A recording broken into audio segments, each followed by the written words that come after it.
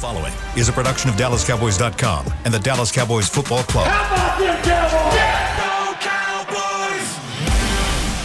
This is Mick Shots, streaming live on DallasCowboys.com and the official Dallas Cowboys app. Now, here are Bill Jones, Everson Walls, and Mickey Spagnola.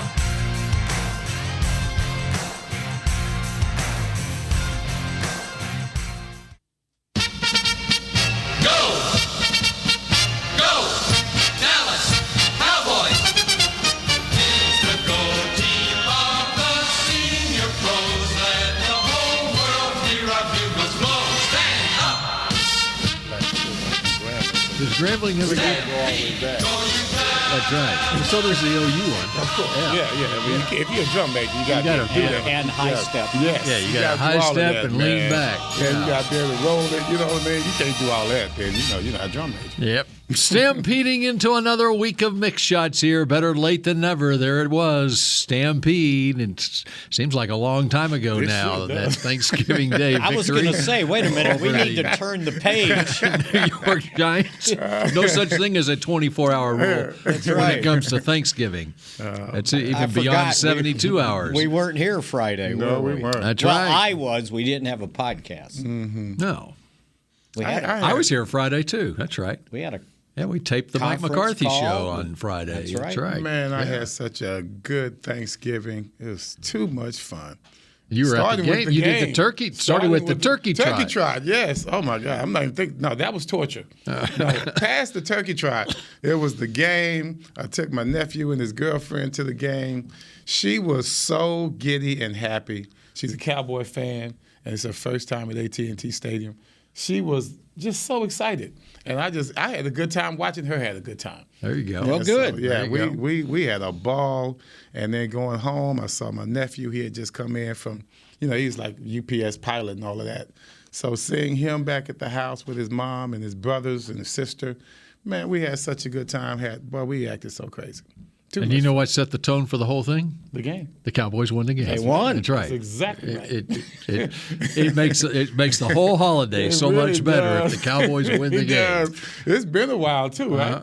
It has been 2018. I had a very sports-centric Thanksgiving. Mm-hmm. Cowboys on Thursday. Mm-hmm. Got to watch Missouri beat Arkansas on Friday. I saw that. Went to the Stars game Friday night. And they won that one too. They lost in overtime, but they got a point. Overtime. They got a point. They scored with 18 seconds left. Yeah. Well, no, they scored 2 goals with 2 minutes to go. Right.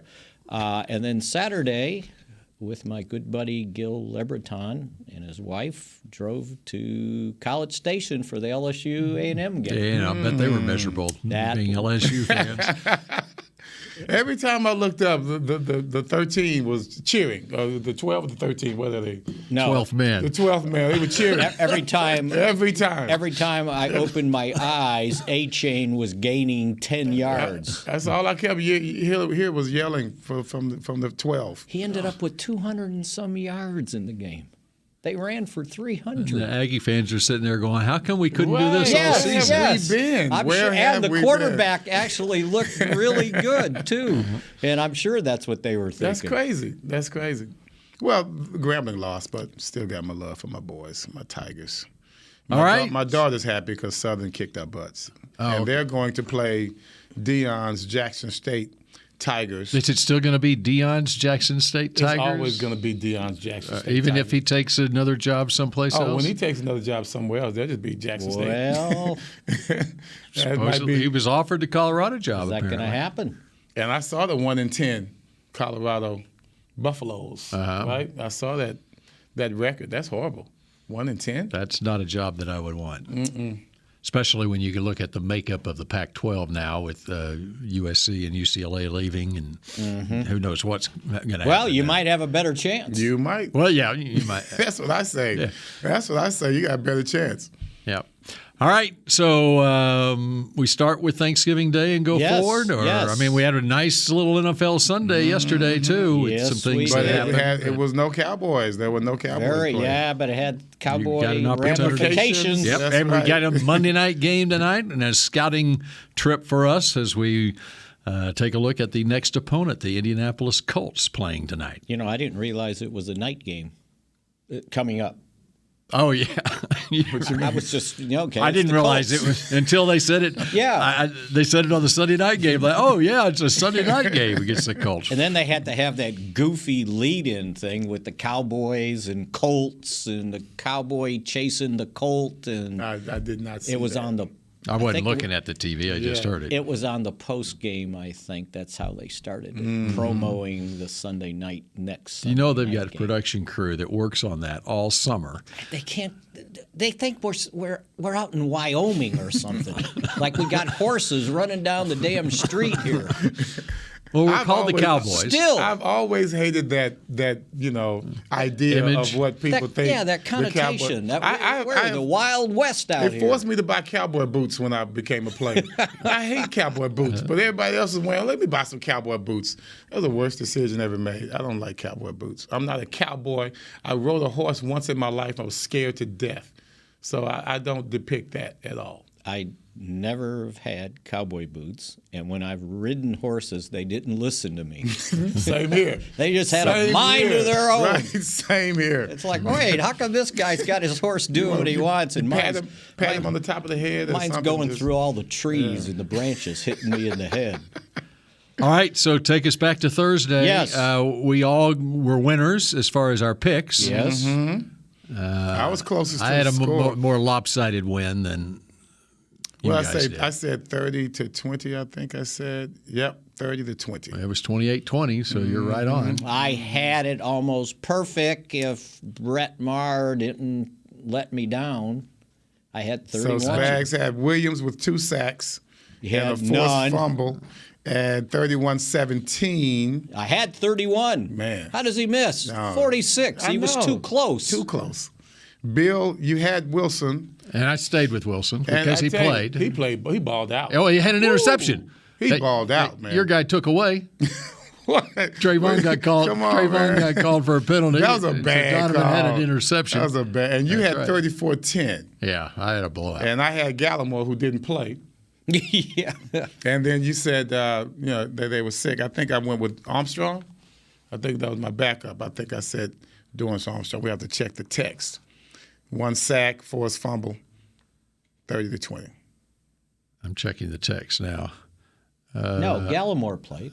Did he play? Yeah. He didn't start, but he played. Okay, because you But said you did change yours to Dorrance. What happened was after the show on Wednesday, the injury report came out, and both of our picks, Donovan Wilson and Neville Gallimore, like ruled all of a out, sudden, they weren't ruled out, but they appeared on the injury report with the illness that's Gotcha. been going around. And I think they got moved to questionable. Yeah, so they were questionable, and that was the first time they had been on the injury report. Yes. Just so happened, Yes. the two guys that we pick are, as they're being diagnosed with a sickness, as we're picking them as the picks to click. In other words, we picked them the picks to get sick. that's That's funny. right. And Pick to- so then we texted and I changed mine to Curse, and you changed yours to Armstrong. And by the way, But since my guy almost had an interception, he did have an interception that got You're going back to waved it. off. You're I'm going going back back to to Wilson. Yeah, I shouldn't have sanctioned those changes. yeah. So it was an impressive victory. Which, by the way, which made the victory even more impressive that a bunch of those guys played through their illness Yes. after not practicing all week, which was amazing. And they had, and if you they know, have the same illness that I've been battling the last 2 weeks, then there is no way I would have been able to get off my sick bed to go play. that lets So, you know how tough these guys Yeah, are. that's I mean, exactly they had right. to, all it is, too. They had to play without Basham, Hankins. Now they're getting and more fluids Joseph. poured into them than I am. no but doubt. Well, but plus the And better resistance, fluids. the Yeah, that's resistance right. level is up a little bit higher than yours too. yeah. Okay, And they're younger. yeah. that's what I mean. That's what I mean. But yeah, they played without those guys, and then Gallimore and Wilson, and who was the other guy that was under the weather? And they played through it. So yeah, that was pretty impressive. And none of us picked Ezekiel Elliott, did we, as the pick to click? That would have been a good pick. And he was clicking. It shows just what, the old heads are talking about. Because for some reason, this narrative has started. I think it just starts with more the younger people. Those that really haven't seen that much football to realize how you got to have a combination of running backs. Right. And, for some reason, they have this urge to. So you've had this conversation maybe with your son and with the others of that age? Because I've had the same conversation with my son-in-laws that they jump on, and I love Tony Pollard. Of course, I love everything Tony Pollard brings. With that, I love Tony Pollard, but that's right. But we shouldn't have to say that. You got to understand the value that Zeke brings. And I always point to I think it was a game before last where, they were trying to get Pollard in. This one, Pollard had the great game of the week, play of the week. And 2 times he got snatched down on the goal line. I mean, snatched down like a little kid. And so then all of a sudden Zeke comes in and it's like a battering ram, boom, boom. And so to me, I don't care who starts. I really don't care. But it seems to care more to the younger people than it does to someone like myself. Yeah, and as long as you can run for 169 yards, and they had over 170 until they start kneeling down. Yeah. They need to put an asterisk about this. Kneel down, you get negative yards, right? And Zeke averages 5.8 a carry, all right? He's not old. He's not slow. The guy still has it. And I think I've seen what Tony Pollard's kryptonite is. He's hunting big plays too many times instead of hitting the hole. Because he loves that jump, that hop step, that jump step. Right, the cut back or whatever. He's looking for a big play. Sometimes you just got to get 4 yards. Sometimes he's doing it and the hole is already open. Yes. And he jumps in it and, okay, go. Well, you could have just gone without the hesitation. So, yeah. But it doesn't matter. If you run for 170 yards, you can do business. I'm happy with both of them. Right, and that's what they need because the changeup fools the defense. They get used to Zeke, and then all of a sudden, here comes the lightning. Here's the thing about Zeke, though. What I see seems like it's diminished in my eyes. His ability to catch the ball. I just remember when he was younger, his transition from catching to running was a little more subtle. Now it's more deliberate. And that's the only thing right now that to where you can pigeonhole him a little bit, say, okay, well, Zeke's not going to be running me screens. Zeke's not going to be going out on the pass too often. Well, I think the pass has to be more perfect for him to catch it. No doubt. That he's not, versatile enough to adjust. Sort of like Saquon Barkley trying to catch a screen pass and falling down, right? And Zeke has looked like that in the past, trying to catch a screen pass falling down. Which, by the way, the Cowboys' run defense, for a change, held somebody to less than 100 yards, the Giants to 90, and Saquon Barkley to 39 yards. They just couldn't figure out some guy named Brightwell. How did that happen? Gets 5 carries for 31 yards. He was their Tony Pollard. Yeah, I guess so. Man, he was scooting through them holes. I enjoyed that. And here's the thing. We're going to give up something.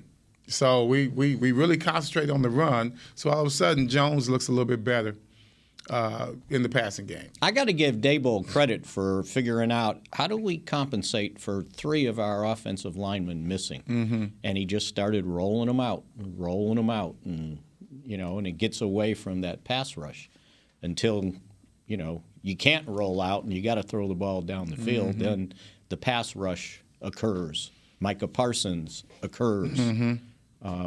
Just to make, his knack for making a play when he has to make it is unbelievable. Like they got the lead, and now it's like, okay, can you stop the Giants?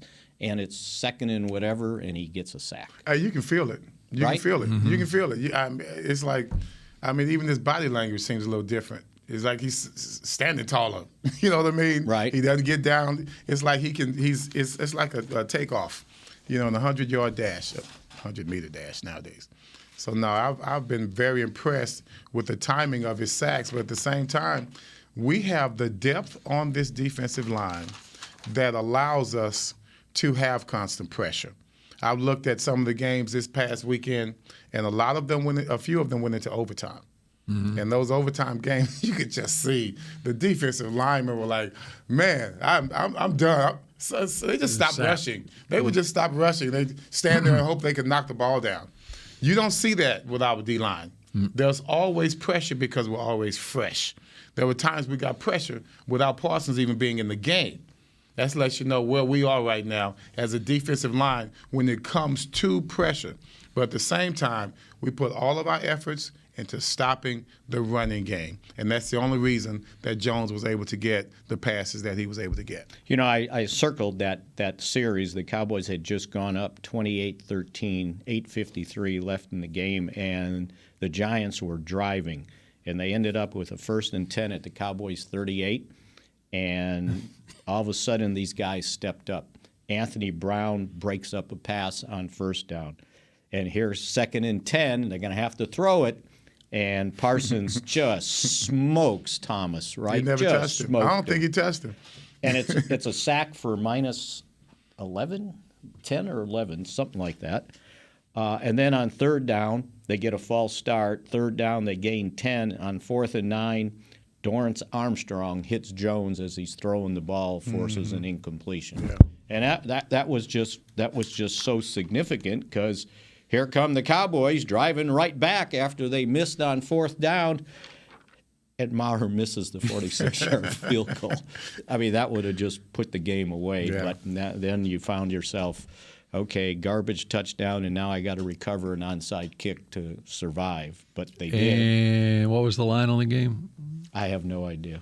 I think that's the missed field goal. Yeah.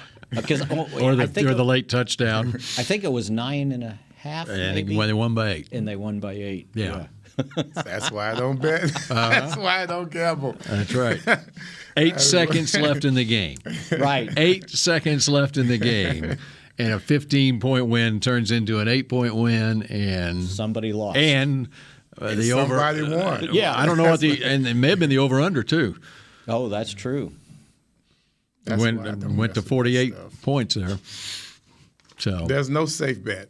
Mm-hmm. Well, I can go back and look right now. Mm-hmm. It was 10. The line was 10, and the over/under was 45.5. Yep. And so both of them hit. So both of them, with 8 seconds left in the game, flipped. It sounds like Chris may have lost some money. That's right. Producer Supreme had the information for us. It was on bad beats. That's why. All right. We continue with more Thanksgiving talk and looking ahead to the Indianapolis Colts in an NFL Sunday. And some things to talk about from yesterday's games when we come back here on Mick Shots. The Medal of Honor is our country's highest military award for valor in combat. More than 40 million individuals have served in the armed forces since the Civil War. Fewer than 4,000 have received the Medal of Honor. The National Medal of Honor Museum will be a place to preserve these legacies and inspire America. It's being built right next door to the Dallas Cowboys in Texas. Help us honor our country's greatest heroes. Learn more and get involved at mohmuseum.org. We paid how much for those lessons? Shh, she's doing great. Oh, yeah, totally. Can you pass me a Pepsi Zero Sugar? Great job, honey! Oh, look at that. That's not the end. No way. Now it's time for the encore. You know what? You're right. 5 times? Not enough times. For everyone who traded in rock concerts for their kids' recitals, you've compromised enough. Pepsi Zero Sugar. That's what I like. Nobody protects you from mayhem like Allstate. You hear that? I'm a torrential downpour. Torrential? What's that even mean? It means you can't see out of your windshield. And if you have the wrong car insurance, you might have to make it rain to fix your bumper. So switch to Allstate, save money, and be better protected from mayhem, like me. Based on coverage and limits selected. Subject to terms, conditions, and availability. In most states, prices vary based on how you buy. Allstate Bar and Casualty Insurance Company and affiliates, Northbrook, Illinois. What do you call a group of grown men and women with their faces painted silver and blue who get together every week to share a 3-hour-long ritual of jumping, singing, and toasting Miller Lite in 10-gallon hats while yelling, "How about them Cowboys?" You call it Miller Time in Dallas. Here's to the Cowboys. Here's to the original light beer. It's Miller Time. Celebrate responsibly. 2021 Miller Brewing Company, Fort Worth, Texas. Back to Mick Shots. K-Post Roofing and Waterproofing, proud partner of the Dallas Cowboys. From corporate homes to your home, have your roof checked by choice, not by chance. Call now, 214-225-4860, kpostcompany.com. Okay, so that Thanksgiving game, when you look back at that game several years from now, what's the one thing you will remember from that game? This past game. The win over the Giants, everything that happened in that game. What is the one thing you will remember from that game? That they screwed C.D. Lamb out of a touchdown. Oh, man. Okay. No, don't get me started with that. Wow. And then you have a guy yesterday, he gets in with 1 foot and a shin. Yeah. They didn't want to, they gave him that. The shin counts as a foot. Yeah, but one shin is 2 feet. So, yeah, but so is a toe. Okay, a toe counts as a foot as or well. Or the heel. Which was it? Which did they say had to be down? The whole calf. Foot. They said the whole. No, the whole foot does not have to be down. You got the toe first, and if it goes toe heel. Oh, you're talking about the CDs. Yeah. CDs, yeah. The toe counts first. That's it. There's no the entire Since foot. when? Crazy. They make stuff up as it goes. They and then they do. find some 7.3 rule that no one's ever seen before. They just pull it out of their butts. How does that happen? They just pull it out of their butts. That's crazy. I've seen toe drags in the end zone It's time, for touchdowns. It's time, Chris. Haven't we? It's time. It's time. I'm with you, Spags. Yep. I promise you, I'm with you, bro. You're running the football, right? You don't even have 2 feet in the end zone when you're running. Just the ball's got to cross. No, it doesn't. The ball just has to tip the goal of it. line. So why can't we tiptoe for a touchdown if we can have the tip of a ball? I don't get it. That's crazy. I don't get it. Then I saw it in the LSU A&M game where the kid caught the ball in the end zone. They would have been within a touchdown. They could have onside kicked, and they said he juggled the ball. Now, unless their big board is not good, he never juggled the ball. And it's like, how do you come up with this stuff? I've got a friend that he goes, well, you know where these decisions come from. I go, where? Birmingham, Alabama. And you know how close that is to Alabama, right? And they're trying to figure out a way to get them in that playoff because those people all live the friend down there. You were with at the game? Yes, yeah. It was Gil. I figured. I really I don't like it that I'm glad that we didn't have to depend on that play. Right. I mean, but it did a lot. To me, it did a lot for C.D. Lamb in regards to his reputation. I mean, because at this point, he's really showing you what he can do. It ruined a spectacular catch. It really did. It ruined a spectacular game that he was having. Yeah. And these last 2 games by C.D. Lamb has shut everyone up, including myself, about how he needs to perform game in and game out. This is why we drafted from Oklahoma, because this was the person that we saw. He was not shy about anything. He was in the game from the beginning to the end. There was no mental lapse for C.D. Lamb at OU. And we can't have it here with the Cowboys, especially when I see Amari Cooper still balling for the Browns. He broke that guy's ankle. Did you see that? Did you see that? Now, see, I don't mind seeing Cooper break ankles as long as C.D. Lamb is catching one-handers. Right. So you go tit for tat as far as I'm concerned. But show me why we kept you. He's been showing that the last 2 games. Well, if they would have made that a touchdown for CD, we would never have whack-a-mole. That's right. Which was the most memorable thing that we will remember from that. I enjoyed the greatest celebration ever. I enjoyed that in the Salvation Army kettle. Producer Supreme, you know that was where I was going. I know exactly. Man. I'm sorry. We were thinking it's football. I was thinking we're thinking football stuff. here. Yeah. We're not thinking about who comes with the best celebration, which by the way, by just the best. Oh, that was too funny. Too funny. It was I love hopping up and down like that. That was great. And you know, that was better than the Vikings bowling ball deal. Right. They may get the celly this week. What's that? there's a sponsorship of a brand that you can't say on this air by the NFL called the Selly, and you can win like a trophy for having the best celebration of the week in the NFL. Okay. Wow, didn't know that. Go look it up. And I'm surprised they didn't get penalized. Well, are they going to get fined for it? Zeke got fined. Well, they also didn't they get penalized when Zeke threw Dak in there? They did. Well, no. Well, Zeke got fined. But the first time. Yeah. But then the next year he threw Dak in there, right? Right. And then Dak, after the game, said, "Yeah, that was pretty funny. That they got enough people that'll pay their fine for them. Go ahead and do it. He also, but make sure you're up by 2 touchdowns. Yeah, he also told them ahead of time, make sure we're up by a couple touchdowns. Right. I also talked to Schultz after the game, asked him about that, and he's like, well, I told the guys, well, I can afford it. You guys can't. So we'll probably just pass the teal around and we'll get the rest of it taken care of. Mm-hmm. If 87 doesn't stop acting like Travis Kelce, man, I don't know what I'm going to do. Mm-hmm. This guy's really balling. He's the leap over the defensive back. You saw that coming. You saw that coming, right? Yeah. You saw it coming, right? I was so excited that it did come because at first I didn't think it was going to come into fruition. And not only did he do it, he did it so well. He came down. He didn't stumble. It looked like he was in a hurdle race. Looked like right? he was in a hurdle race, a steeplechase, and he took off after he hit the ground. There was no stumble, and no, he hit the ground and he trucked the guy that was. Well, he wasn't going to get a second hurdle. He said no. Actually, he said he was too tired to jump again.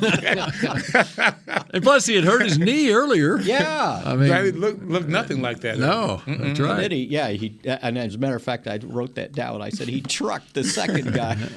And so when you look at these tight ends, all of them adding up to one Kelce. I'm loving it. And think about the draft. I mean, this was a great draft for tight ends. And I don't know what number, how many tight ends went before Ferguson, but he went in the fourth round, late in the fourth round. Yeah. And how many tight ends? Yeah, and Hendershot wasn't drafted at all. And so credit to this scouting department to have pinpointed these guys as guys that you could take where they took them, whether it be in the fourth round or undrafted. And being able to play them in some substantive situations in their rookie year. And they have an entire package now that they made up for these guys. Right. That three tight end package. It is extremely confusing for the defense. And if you just take out one of those tight ends and put in a wide receiver, you're still looking at a formation that Kellen Moore has really been just playing around with that have had successial outcomes. 4 tight ends. That's right. Because they've been using Sean McEwen as a fullback, and when Hendershot scored his touchdown, they were in 4 tight ends. There were no wide receivers on the field. Nate from Frisco says, credit to the tight ends coach. No, I was just getting ready to point out Lunda Wells was the guy that was pounding the table. I see him everywhere. He's a cool dude. Yeah, he was pounding the table to draft Hendershot as early as the 5th round. He had some ankle thing going on, I think. That's true. You talked about that earlier this year. But when we were in training camp, he kept talking about Hendershot, and I go, well, I guess I better learn to spell the guy's name, and not misspell it. Yeah, and see what he looks like, And he's a funny dude, by the way. But both those guys were like 4-year starters in the Big Ten. Yeah, and I think you look at that come draft time, guys that can early on in their collegiate career play and start, and get a lot of reps. And then they do it for 4 years, and they become leaders on their team, especially at the tight end position like that. That's big, I think. Because when you're an outlet for a good team, then you're going to get some touches. And all of those tight ends, people are realizing that tight ends, well, I guess maybe Brady showed them. Hell, the Cowboys could have showed them way back then. Tight ends have always been important to a passing game, and especially when you want to keep it diverse. You don't want to be predictable. And we've always done that here at the start. And I think McCarthy has talked about the fact that the tight end position, other than the quarterback position, the tight end position is not only important, but one of the most difficult to make the transition from a mental standpoint because of all that's required of the tight end, whether it's in the run game, the pass game, whatever. A lot of tight ends are former quarterbacks. Yeah, that's right. Do you realize? And this note, it would have gone right by me. Hendershot and Billy Joe Dupree are the only two Cowboy tight ends to rush for a touchdown on an offensive play, because we were in the press box and it's like, well, Eric Bjornsson, Jay Novacek, well, those were fake kicks. Oh. And they that was a staple, Billy Joe Dupree on the reverse, right. tight end reverse. That's right. Yeah. To rush for one. I mean, all right. So now you cannot assume that if they go 2 or 3 tight ends that it's a run play. There you go. Right, or that it's going to a running back. And they're becoming better blockers too, which is what needed to happen last year. The blocking at tight end was susceptible. It was. Here's the beauty of it: if you want to keep this thing together next year, I know.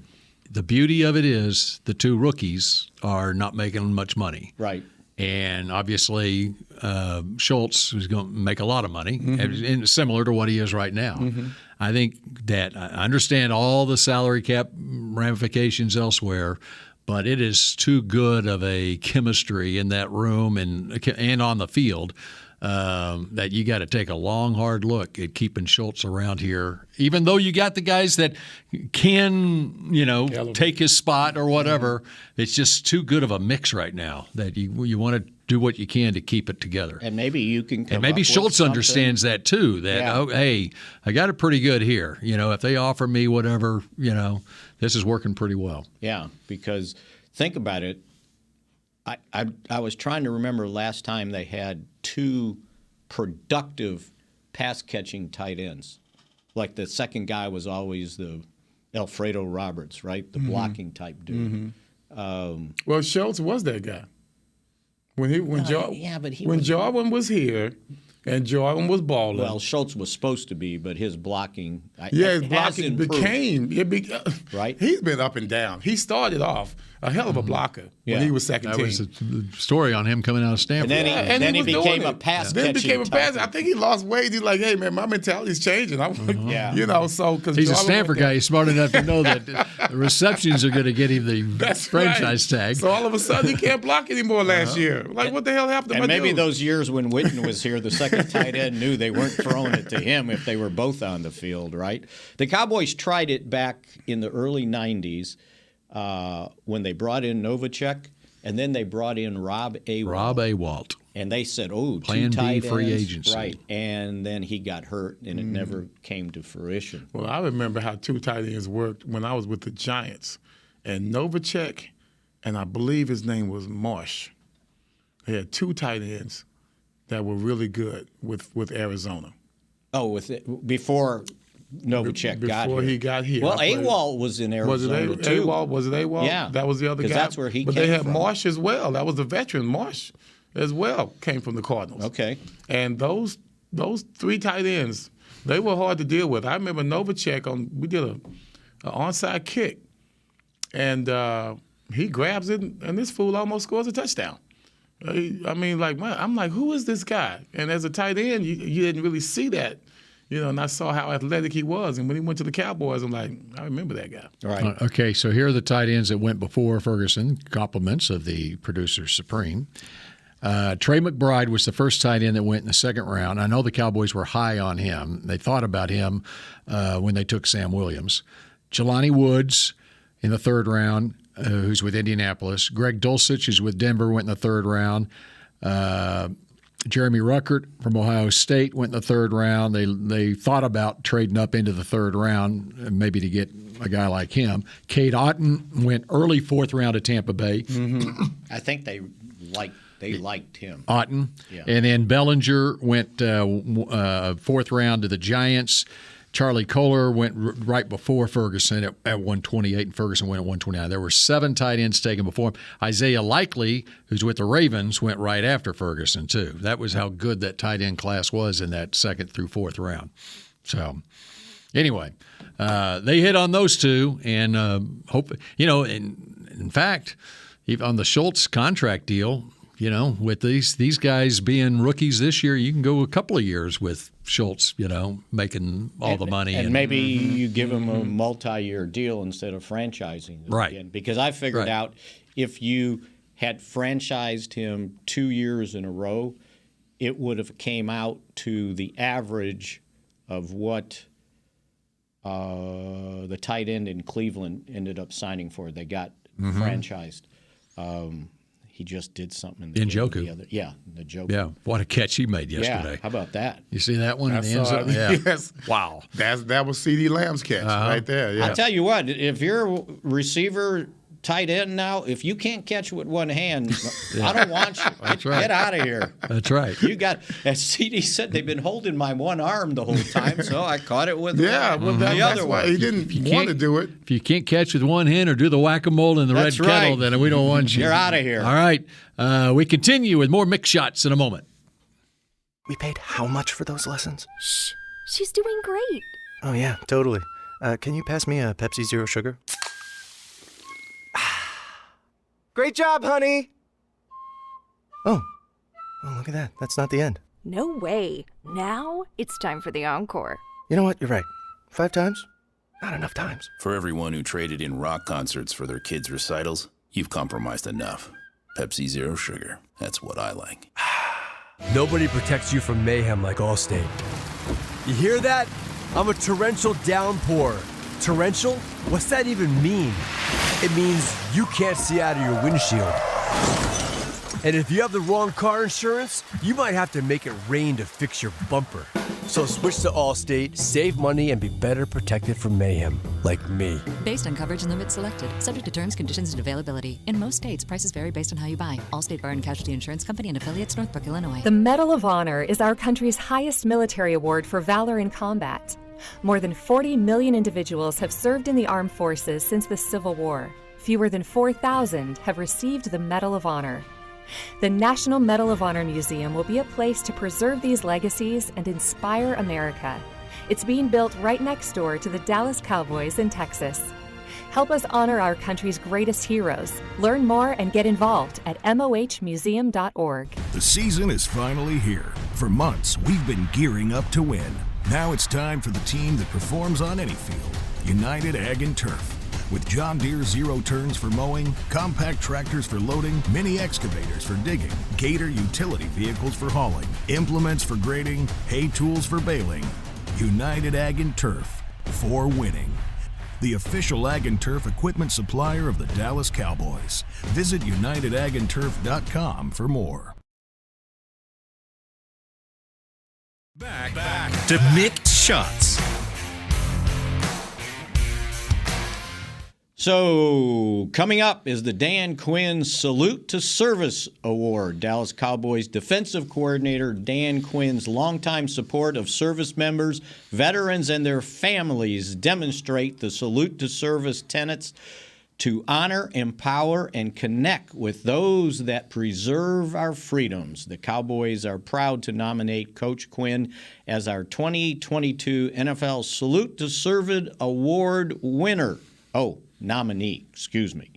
Join us in making sure he becomes a finalist for this prestigious award by voting at NFL.com/salute to service. Salute to fan vote. Sorry. / salute to fan vote. Brother. I was just getting ahead of myself. That's all. And it's a salute to service weekend in the NFL coming up. It is. This Sunday. So I need to wear my pin. The camouflage That'd be good. pin I have. That would be good. Yep. And Cowboys are honoring Medal of Honor recipients at the game on Sunday night. I'm looking for the email right now, and I'll get the details for you when I find it. But great thing that the Cowboys and the NFL are doing this weekend, a salute to service. Which, by the way, the Medal of Honor Museum is on the way. That's right, in Arlington. Got rid of the Little League ballpark, and they're starting construction of the museum next to, or I guess just before you get to AT&T Stadium. And let's see. I got a little more information on that. The national campaign to build the museum in America's heartland in Arlington, Texas, and a monument in Washington, D.C. in recognition of the service and sacrifice of America's Medal of Honor recipients was part of that, too. So very good. I didn't know we were the heartland. We are the heartland of America right here. I thought that was more like Kansas City and Omaha, thought. Nebraska, but I guess it stretches. We're in the middle. Yeah, it stretches like the tackle box does in college football. Oh, something happened in the Missouri game? The Kentucky game? Oh. Hey, so when the snap went 35 yards over the punter's head and he recovered it at the 3 and the Missouri special teams guy is going to make a tackle and he gets the punt off. They roughed him. You only get one rant per show. Oh, sorry. So, never mind. I think we've talked about this on the show before. And we have. They just have a short memory, right? Well, that's because we didn't care. Right, exactly. No, I got my own problems at Grambling. It was selective. You got your problems at Grambling. I'm at OU. So you going to a bowl game? As a matter of fact, we are going to a bowl game. And Missouri is too because they beat Arkansas. All right, way to go. Moving on now. You mentioned an overtime game that you watched yesterday in the NFL. What else caught your eye yesterday in the NFL? What else caught my eye? What else should catch my eye? Talk to me. Well, the Eagles. The fact that the Eagles ran for 300 yards. Can somebody tell me what the Packers' defense was yesterday? Especially on Jalen Hurts scrambles. I don't think they got the memo that he's good. Like he runs? That he can run the ball. That he will tuck it and run it. I mean, and that they'll call that play. Even Dak could have gone that length with the bad leg that he had. Do you think what wasn't it the Colts game when he ran it in for the winning touchdown at the end? Mm-hmm. Right, and it was like a called last week. Quarterback draw where the Red Sea parted in the middle. It was beautiful. Yeah. So you would Hurts have thought, had 157 yards rushing on 17 carries. In the first quarter, he had 120. Yeah. He had more rushing yards than he had passing yards. He had 157 rushing, 153 passing. And see, that gives me – I'm watching them now, and I'm watching the Niners. Mm-hmm. And last year, I had my doubts going into the playoffs because they looked more confident than the Cowboys. This year, I don't feel that way. I don't care who comes here. I don't care where we go, actually. I dare say – that I would compare this Cowboys team to that team that went to Philadelphia and with Kelvin Martin, and returned that punt return for a touchdown. 91. That team, to me, reminds me of this team. They're right there on the verge. And remember, that team, until they beat Washington, was 6-5. Mm-hmm. And then they won the final 5 games. Mm-hmm. And with Steve Berline at quarterback. Steve Berline coming in the third quarter of the Washington game. I guess he gets a save because Troy had him in the lead with the Hail Mary at the end of the half, which Aikman hated having to throw those because they always get intercepted and it ruins your quarterback rating. And he was like, I guess at halftime he went in and told Jimmy, he goes, maybe the worm's starting to turn here. We actually completed one of those. Because he hated when they did it at the end of the half. It gave them a spark. Gave them a spark. And Kmart ended that with that punt return. Yep. And that wasn't an easy punt return. No. I mean, he got hit a couple of times, and he went straight up the middle. And thanks to my man Ike Holt with the block. Yes, sir. He was the funniest dude ever. I swear. That's your favorite. I think he's your favorite. I loved him. He was great. So this team, once again, this team is reminding me of that to where, last year where, we just really crapped the bed against the Niners. I just don't see us, even after riding the ship this year, where we have done the same thing this year, just giving up unnecessary yardage while against the run. I think this team has figured it out. We've never made the adjustment once we started giving up running yardage. We never made the adjustment last year. This year, I see us making the adjustment, and just in time, as far as I'm concerned. I think this team is more apt to be the team that carries the boombox on their shoulder into the stadium. They are that team. That's what I'm saying. Which is what Debo did last year. But we might not have it, but we have it here, and we got it here. I truly believe that that's what this team has. And they've been what the word says, coming out of the locker room, resilient. Yes. I mean, they're losing this game 13-7 at halftime, right? 2 interceptions, and they overcome the 2 interceptions. They overcome the deficit. They overcome the illness and the fact that you're playing 4 days later. And that, when you ask me what do I remember about the game, that's really what I was going. When you said earlier, that's really what I remember about the game is us overcoming mistakes. Those 2 interceptions last year, those 2 interceptions, we're going to lose that game. Right. We're not doing that this year. Because, first of all, our offensive line, they are handling and controlling the pace of the entire game. Our offensive line is that good. And our defensive line and linebackers, with the ability to stop the run these last couple of games, to me, that gives me a lot of confidence in this team. So who was the player of the game on Thursday? God, that's an easy call. It's Parsons. I can't go past anyone else. I mean, unless you want CeeDee Lamb showing his butt. How about Dak Prescott? He was 10 of 16 for 116 yards, I think, the first half. Let me see. I got it right here. He was 10 of 16, 116, 2 interceptions. He finishes the game 21 of 30 for 261, 2 touchdowns, and still the 2 interceptions. So despite the interceptions, he ended up with a 91.91 quarterback rating. He was awfully good the second half. And like I said, those 2 interceptions, it didn't really bother. Yeah, it wasn't really. To me, I felt that even with those 2 interceptions, not just Dak, but this entire team was still feeling really good about themselves. It was almost like I got this idea that they had scored 40 points the game before, and it was like they were in a hurry to score 40 again. And they were not willing to kind of grind things out, which you have to do on Thanksgiving, right? Because you're playing just 4 days later.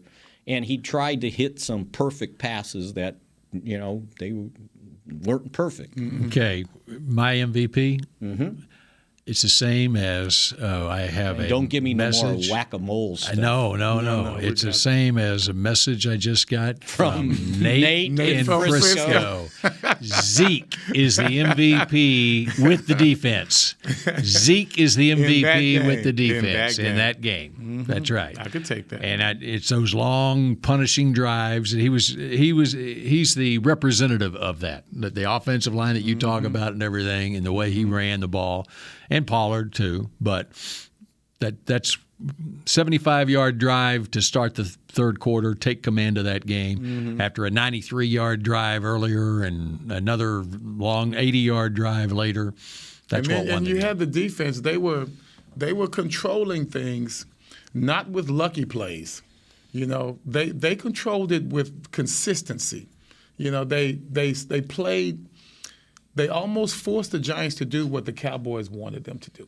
And when you have a defensive line, defensive front, and I'm counting those linebackers as well, that whole front 7, to me, they never seemed out of sorts at all during the ball game. Right. There was never any time where, man, they're gashing us. I'm like, what's going on, man? We're confused. There was never that moment during the ball game. And, they had a couple guys make plays that don't play that much. When Jaron Kearse went out, they threw right at McQuamu, and he broke the ball up. And then because I saw that 2-4. Before and because of the illnesses and things, Nashawn Wright was active. Kelvin Joseph was down with the illness, and he made a special teams play. Yes. And I said, wow, we hadn't seen him play hardly at all, and he stepped up and made a play. So they had some young guys doing things, and Armstrong continuing to do things. But I had a mailbag question about, you always mention Bill Parcells after Thanksgiving. So what do you think of this team? And what's the difference between last year? And I said, the offensive line is playing better. They are. They were having problems last year protecting and running the football. And this year we've seen them grow to the point now where, all right, if Tyron comes back, okay, we got room for him. But the offensive line is playing really well right now. Okay, it's 12:49. No way. We're in overtime. How did that happen? We went to overtime. Extra time. Extra time. All right. But we knew it. In that game, you never know how much more. Gentlemen, welcome to overtime. All right, so it's time to move on. You, Nate from Frisco. We will talk at you again tomorrow here on Mick Shots. Go Cowboys. This has been a production of DallasCowboys.com and the Dallas Cowboys Football Club. How about this, Cowboys? Yeah!